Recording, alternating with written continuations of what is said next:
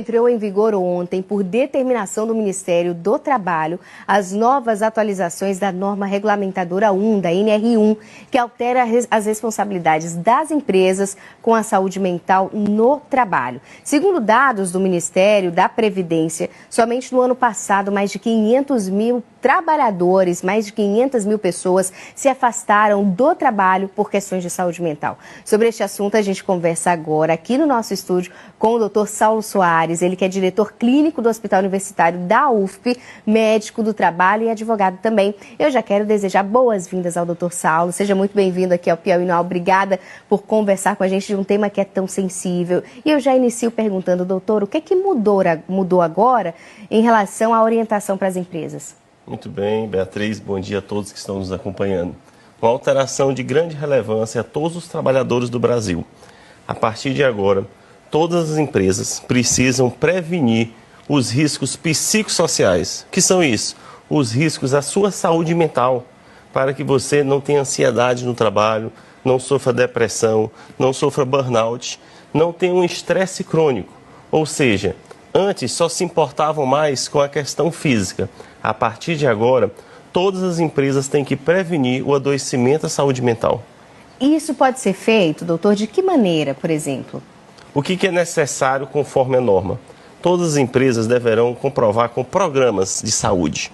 É necessário que o Programa de Gerenciamento de Riscos, o GRO, que é o Gerenciamento de Riscos Ocupacionais, estejam previstos quais os riscos para aquela função. Vamos ser bem objetivos, no comércio varejista. Quais são os riscos do trabalho psicossociais para um vendedor? Quais são os riscos no telemarketing? Quais são os riscos para os motoristas de ônibus? É preciso que esteja isso bem claro em um documento. A empresa vai ter que comprovar isso perante o Ministério do Trabalho, o Ministério Público do Trabalho, aos trabalhadores. E não é só levantar os riscos, é a partir daí estabelecer o que prevenir para isso. Ou seja, agora o tema assédio moral, jornada excessiva, um cansaço excessivo no trabalho está dentro do escopo da NR1. E a fiscalização ficará agora por parte de quem? Olha o que acontece. A fiscalização no Brasil se dá pelo Ministério do Trabalho e pelo Ministério Público do Trabalho. Mas todos os trabalhadores têm o direito de ter acesso a essa documentação, assim como os sindicatos. Isso vai mudar tudo. A tendência é ter um contencioso cada vez maior, uma judicialização. Agora as empresas precisam dessa documentação para comprovar que realmente estão prevenindo a saúde mental. Os dados comprovam que o brasileiro está adoecendo muito de saúde mental.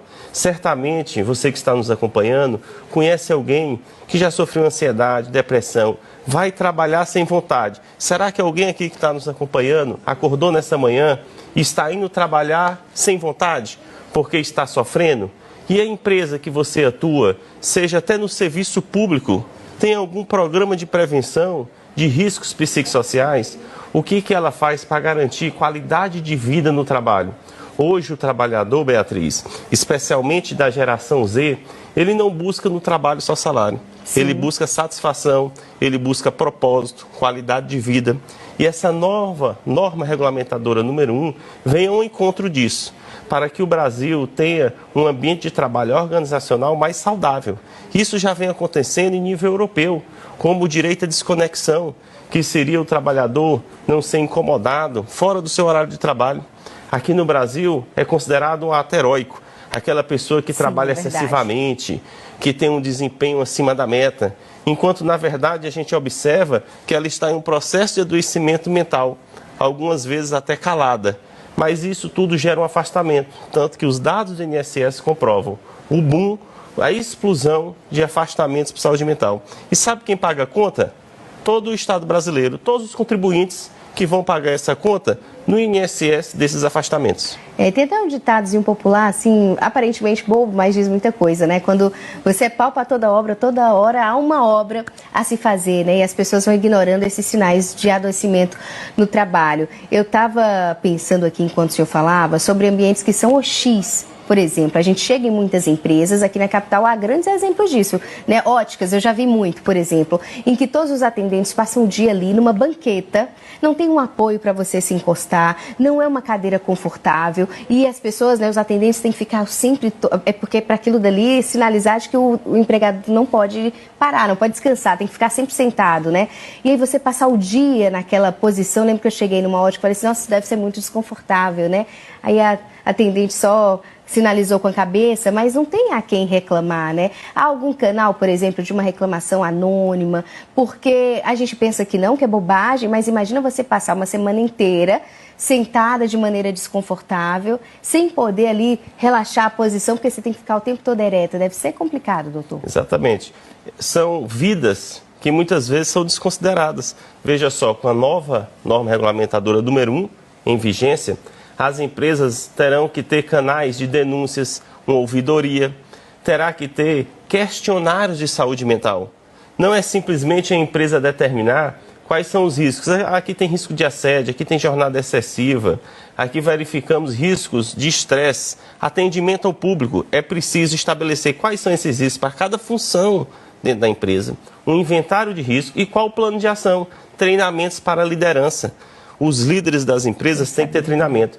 Não dá mais aquela visão anacrônica de um líder hierárquico, autoritário, que gera um ambiente hostil, um ambiente tóxico, que gera um adoecimento em todos os outros.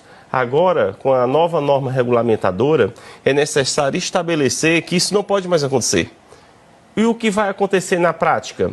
Todas as empresas precisarão comprovar documentalmente o que vem fazendo. Durante o ano, quais treinamentos que foram feitos aos trabalhadores para evitar questões de saúde mental? Quais a epidemiologia de ansiedade, depressão, estresse? Não estamos aqui dizendo, com a nova NR1, que todo afastamento de saúde mental é relacionado ao trabalho, não é isso. Sim. E nem NR1 vai evitar o sofrimento relacionado ao trabalho.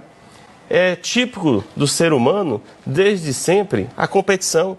O ser humano no trabalho, um compete com o outro, um colega do trabalho. Se você observar as relações sociais, no trânsito tem discussões, entre os vizinhos tem discussões, ou seja, entre o ser humano tem essa questão da competição, tem essa questão de não se dar bem um com os outros. Mas o que acontece com o NR1? NR1 traz isso para dentro da empresa, estabelece que é responsabilidade da empresa fazer treinamentos para, naquele ambiente, ter profissionalismo. Não quer dizer que os colegas de trabalho serão ali os seus melhores amigos. E nem que o líder vai ser o pai, um paternalismo com seus funcionários. Mas sim, que a empresa vai ter programas de saúde para evitar o estresse, a ansiedade, de fato. Isso até aumenta a produtividade do ambiente, né? Já há estudos que comprovam, né, que quando os funcionários estão bem em relação à saúde, estão alegres no ambiente, estão felizes, a produtividade também tende a aumentar. Agora eu fiquei curiosa, doutor, por exemplo, você já viu o exemplo de uma empresa que tenha iniciativas que são interessantes nesse aspecto, assim, do cuidado com a saúde mental dos funcionários? Olha só, no Brasil e no Piauí ainda está muito inicial isso. Mas o que a gente observa, alguns programas de saúde que envolvem qualidade de vida. Por exemplo, numa sexta-feira tem um treinamento mais tranquilo sobre um tema que os funcionários escolhem, ou até uma liberação do trabalho. Olha o tema do momento, o fim da jornada 6x1. O fim da jornada 6x1 estabelece muito sobre isso. Que o trabalhador hoje, ele quer ter mais tempo para a família, para o lazer, para praticar esportes, para viver, do que ficar só na jornada de trabalho. Empresas que oferecem programas de qualidade de vida, que as pessoas podem participar de treinamentos internos. O que é importante, isso acontece não só no âmbito privado, você que é servidor público, no órgão que você trabalha, na instituição, como é que está a qualidade de vida e a saúde mental? Porque no Piauí tem muito esse destaque, como a área da indústria não é desenvolvida, como em São Paulo, muitas pessoas seguem para a área do serviço público. E no serviço público elas observam que a realidade não é o que esperava. Não existe programa de saúde do trabalhador em alguns órgãos públicos, não tem um treinamento adequado nesse aspecto e gera uma frustração. Então esse tema da nova NR1 e prevenção de ansiedade e depressão envolvem todo mundo que trabalha, seja empregado seletista, servidores públicos e até os autônomos. Doutor Saulo, muito obrigada pelo seu tempo, por ter vindo aqui conversar conosco de um assunto tão sensível, que eu tenho certeza que muitos telespectadores se identificaram também, né? As pessoas não gostam de falar tanto sobre isso expressamente, porque às vezes têm medo de retaliação, ficam mais constrangidas, mas eu acredito que isso vai mudar com o tempo, porque cada vez mais estamos falando e problematizando essa questão. Muito obrigada, sei que teremos outras oportunidades. Uma boa quarta-feira ao senhor. Muito obrigado, Beatriz. Uma satisfação estar aqui pelo Hospital Universitário e uma satisfação tratar desse tema.